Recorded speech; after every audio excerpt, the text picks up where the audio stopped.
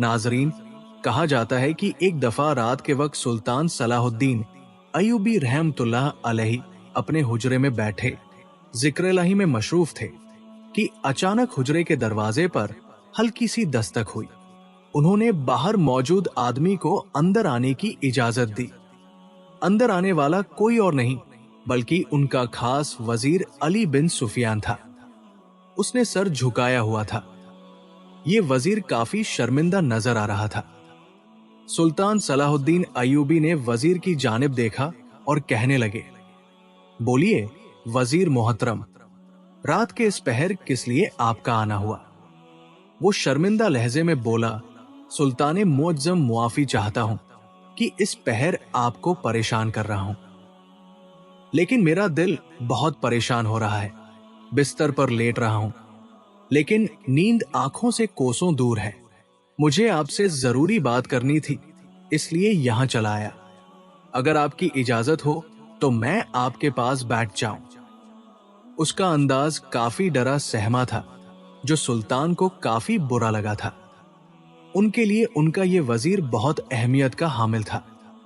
ये वाहिद आदमी था जिसको सुल्तान ने बहुत ज्यादा इख्तियार दे रखे थे। उनका मानना था कि ये वजीर उनकी फौज का हिस्सा नहीं बल्कि उनके सच्चे दोस्त की हैसियत रखता है। इसलिए सुल्तान ने फौरन उसका हाथ पकड़ा और अपने करीब बिठा लिया और दोस्ताना अंदाज में उसके कंधे पर हाथ रखते हुए बोले, क्या हुआ? आप इस तरह की बातें क्यों कर रहे हैं? आप जानते हैं ना कि आप हमारे लिए कितनी अहमियत के हामिल हैं।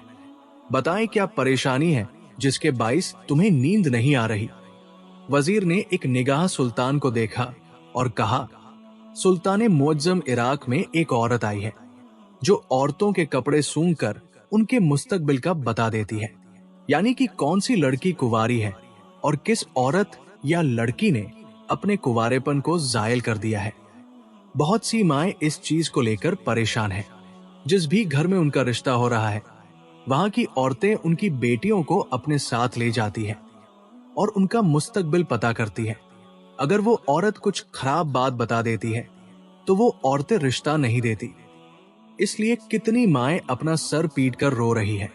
दिन ब दिन सबकी जिंदगी खराब होती जा रही है। इस तरह तो ये इस्लाम में भी गलत फहमियां पैदा कर रही है। कुरान कहता है कि गैब का इल्म तो सिर्फ अल्लाह के पास है, तो फिर ये औरत मुस्तकबिल का कैसे बता रही है? बहुत से लबों पर यही सवाल है। लोग इस्लाम पर उंगलियां उठा रहे हैं। सुल्तान मुअज्जम, हमें कुछ करना चाहिए। लंबी खामोशी के बाद सुल्तान ने वजीर की जानिब देखा और उलझन भरे लहजे में बोले, हमें कुछ समझ नहीं आ रहा। ऐसा कैसे हो सकता है? हमें तो ये बात अफवाह लग रही थी, लेकिन आपके मुंह से ऐसी बातें सुनकर हम काफी हैरान हो रहे हैं। हमारी समझ से सब कुछ बालातर है। हम कल ही इराक के लिए रवाना होते हैं और उस औरत को पकड़ते हैं। वाकई आप बिल्कुल दुरुस्त फरमा रहे हैं। ये औरत कुंवारी लड़कियों की जिंदगी तबाह कर रही है और साथ में हमारे इस्लाम के लिए भी एक सवाल उठा रही है। अब आप अपने कमरे में जाएं और आराम करें। सुबह का सूरज रोशन होने से पहले ही सुल्तान अपनी तमाम तैयारी मुकम्मल कर चुके थे। उन्होंने अपनी ज़ौजा को भी बेदार करके तमाम हालात से आगाह कर दिया था और लिबास वगैरह तब्दील करके महल के पिछले हिस्से से रवाना भी हो गए थे। निकलने से पहले एक बार वजीर से भी मुलाकात की थी। दरबार के तमाम इख्तियारात उसके हाथ में थमाकर वो इराक की जानिब रवाना हो चुके थे। उनका घोड़ा सर पर दौड़ रहा था। एक तवील मुसाफत के बाद वो असर के वक्त इराक की हुदूद में दाखिल थे। वहां पहुंचने के बाद सबसे पहले उन्होंने असर की नमाज अदा की और एक कोने में बैठकर खाना तनावुल फरमाया। उनके पहनावे और उनके खाना खाने के अंदाज से बिल्कुल ये मालूम नहीं हो रहा था कि वो सुल्तान है, क्योंकि उन्होंने नमाज अदा करने के बाद अपने घोड़े के साथ बंधे एक कपड़े में से रोटी निकाली और बिल्कुल आम इंसानों की तरह एक चबूतरे पर बैठकर उसे खाने लगे। ये किसी भी सुल्तान की सादगी की आला तरीन मिसाल थी कि दुनिया की हर चीज मौजूद होने के बावजूद खुश्क रोटी खा रहे थे। इस हाल में देखकर कोई भी आदमी ये नहीं कह सकता था कि ये कोई अमीर ताजिर या कोई सुल्तान है। खाना खाने के बाद सुल्तान ने एक आम आदमी से उस जगह की मालूमात ली थी कि वो औरत कहाँ पर रहती है। पहले उसने सुल्तान को हैरत से देखा था और इसके बाद खामोशी से आगे बढ़ गया। कई लोगों ने तो सुल्तान को ये कहकर झिड़क दिया था कि क्या हो गया है भाई, अच्छे खासे नजर आते हो तो फिर उस औरत के पास जाने का क्या मकसद है। सुल्तान उनको ये नहीं बता पाए थे कि वो कौन है और यहाँ पर क्या करने के लिए आए हैं। आखिर थक हार कर वो एक सब्जी वाले के पास गए जो खामोशी से अपने काम में मगन था। सुल्तान ने उस आदमी से बहुत ही नरम लहजे में सलाम किया और शाइस्ता लहजे में बोले, जनाब क्या आप हमें उस औरत का पता बता सकते हैं जहां पर मुस्तकबिल का पता मालूम हो जाता है? आपकी बड़ी मेहरबानी होगी। वो सब्जी वाला एक बार चौंका। उसने सुल्तान की तरफ देखते हुए बोला, आप औरत है क्या? उसका अंदाज ना ही मजाक उड़ाने वाला था और न ही तौहीन आमेज था। उसने तो बिल्कुल सादा लहजे में बोला था। सुल्तान ने भी बिना बुरा माने उसके सवाल का जवाब दिया, नहीं भाई, हम औरत तो नहीं हैं, लेकिन हमारी औरत उस खातून के पास जाना चाहती है। बस हम अपने तौर पर यहां तहकीक के लिए आए हैं कि ये कोई धोखा तो नहीं है। उस आदमी ने सुल्तान को एक नजर देखा और सादा लहजे में महज इतना ही बोला कि इस्लाम में इस चीज को गुनाह करार दिया गया है। खैर, अगर आपको जाना ही है तो आप बड़ी मस्जिद के कोने वाले घर में चले जाएं। वही उसका हुजरा है। सुल्तान एक पल के लिए दिल ही दिल में खुश हुए कि अभी तक कुछ समझदार लोग भी उनकी रियाया में मौजूद हैं जो इस्लाम के हर अहकाम की पैरवी करते हैं। उन्होंने उस सब्जी वाले का शुक्रिया अदा किया और फौरन ही अपने घोड़े पर बैठकर बड़ी मस्जिद की जानिब रवाना हो गए। ये इराक की सबसे बड़ी और खूबसूरत मस्जिद थी।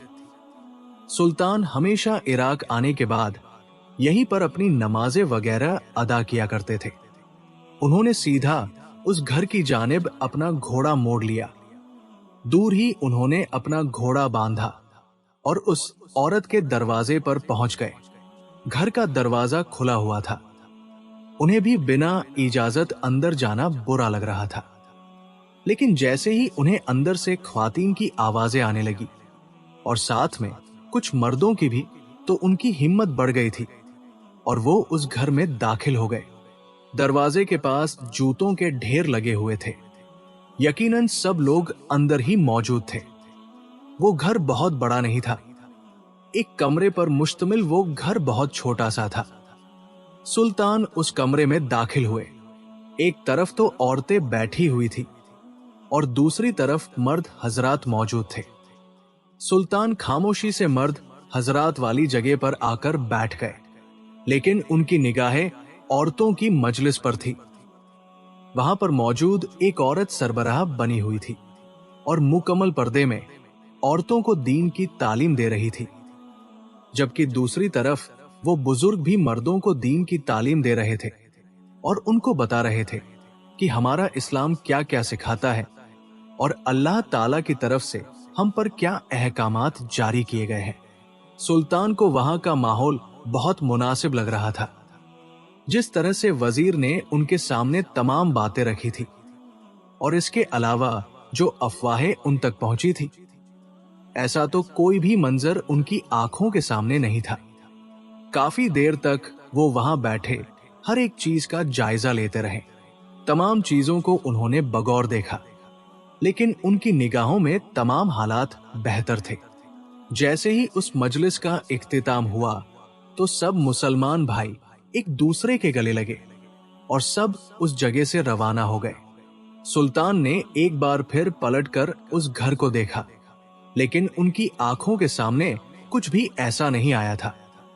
वो खामोशी से उस घर से निकल आए और सीधा इराक की मस्जिद में दाखिल हो गए। वहां उन्होंने मगरिब की नमाज अदा की और इसके बाद इराक में मौजूद वो अपने हुजरे में चले गए। रात को वो देर से यहां से निकलना चाहते थे।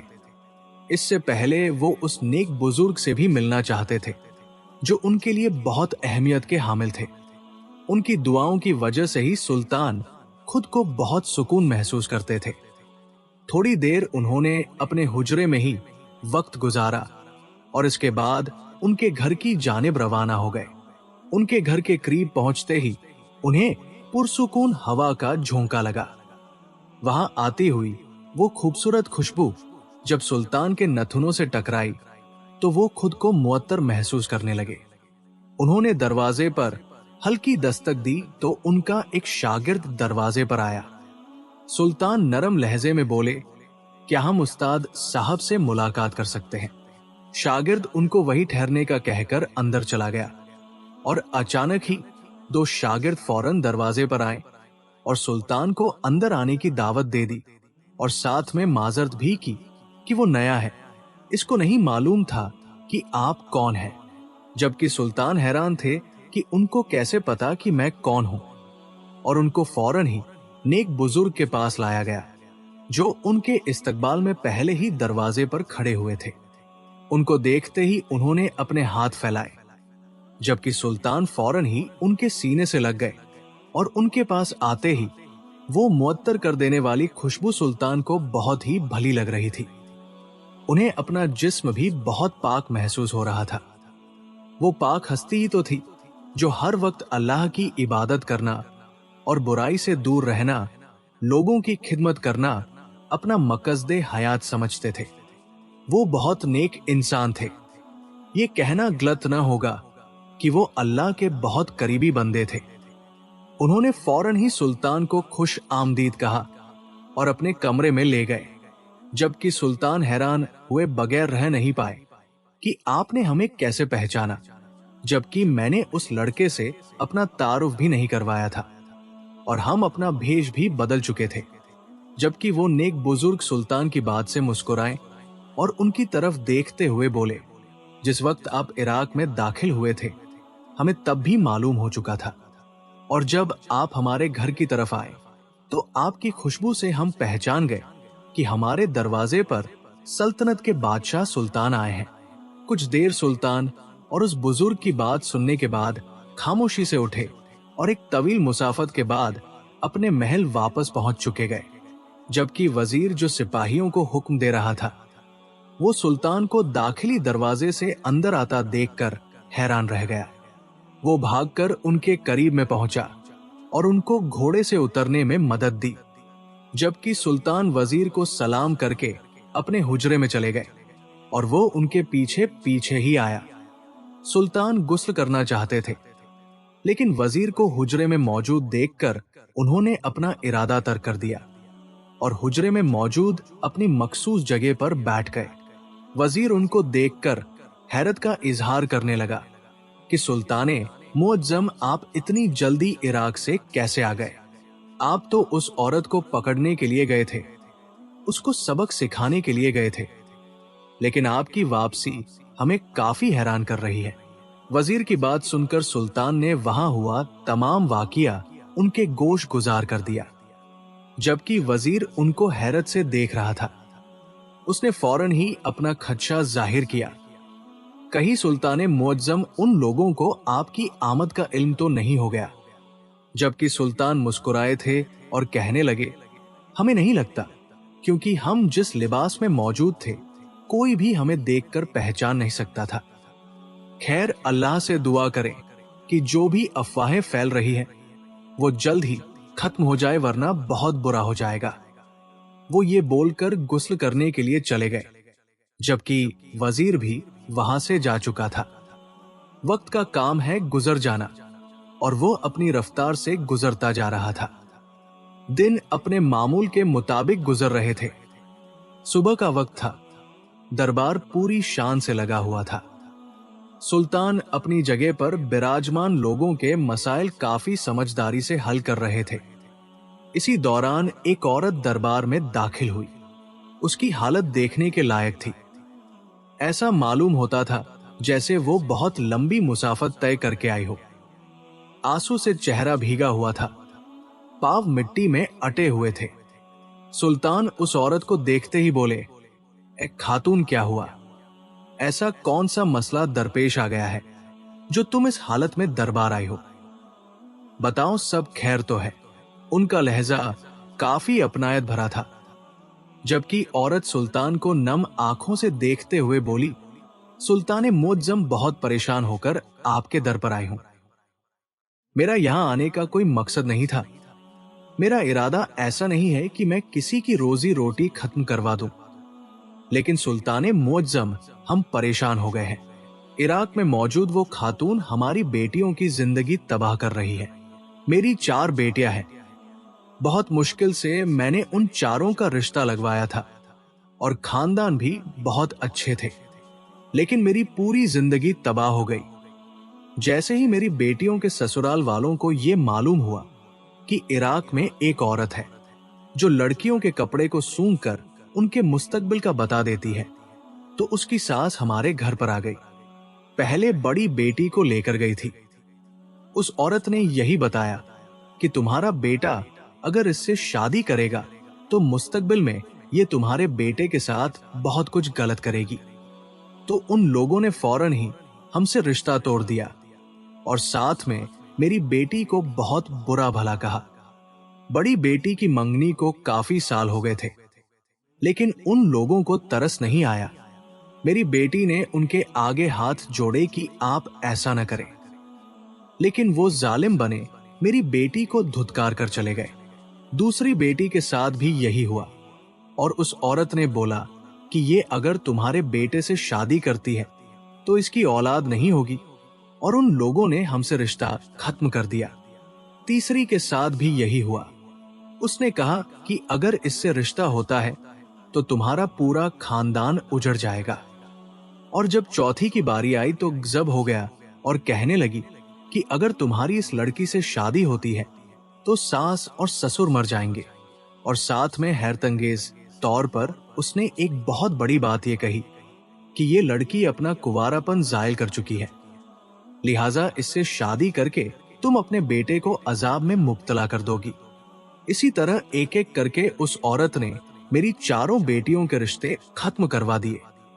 और भी सहेलियां हैं, उनकी बेटियों के साथ भी यही सब हुआ है। सुल्तान मुअज्जम, हम तंग आ गए हैं। आखिर हम ऐसा क्या करें जिससे हमें निजात मिल जाए? अगर हम अपनी बेटियों का रिश्ता कहीं करेंगे तो वो भी हमारी बेटियों को इस औरत के पास लेकर जाएंगे, और वो औरत मेरी बेटियों के कपड़े सूंघकर फिर कोई ना कोई मसला बता देगी। इस तरह तो मेरी बेटियों की शादी हो ही नहीं सकती। सुल्तान ये सुनकर हैरान हो गए। उनके माथे पर शिकन पड़ चुकी थी। बराबर में खड़ा वजीर भी कभी सुल्तान को हैरान होकर देखता तो कभी उस औरत को। सुल्तान का कहना था कि वहां पर ऐसा कुछ नहीं हो रहा था, बल्कि वो औरत तो दीन की तालीम दे रही थी, लेकिन यहां तो मामला ही कुछ और था। सुल्तान ने अपने गुस्से को बड़ी मुश्किल से संभाला, क्योंकि दरबार में किसी को यह बात मालूम नहीं थी कि सुल्तान इराक गए थे और उस औरत से मुलाकात की थी। उन्होंने सबके सामने उस औरत को दिलासा दिया और वहां से वापस घर भेज दिया, जबकि वो खुद अब बहुत ज्यादा परेशानी में मुब्तला हो चुके थे। उन्हें बहुत कुछ गलत होता हुआ महसूस हो रहा था।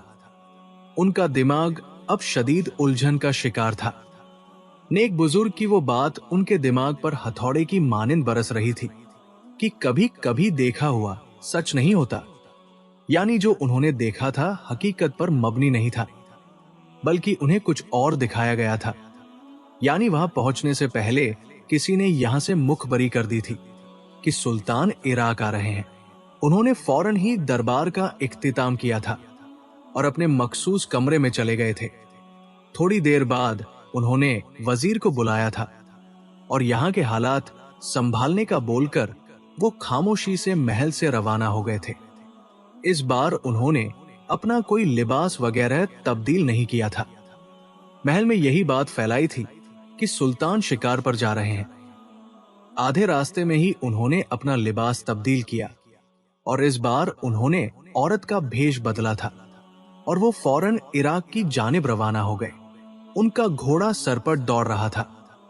वो किसी भी तरह जल्द से जल्द वहां पहुंचना चाहते थे। जैसे ही उन्होंने इराक की हुदूद में दाखिला लिया तो वहां पर उन्होंने अपना घोड़ा एक दुकान के साथ बांध दिया और पैदल ही उस औरत के घर की जानिब रवाना हो गए। उन्होंने कहीं भी ठहरना मुनासिब नहीं समझा था। वो सीधा उस औरत के पास जाना चाहते थे।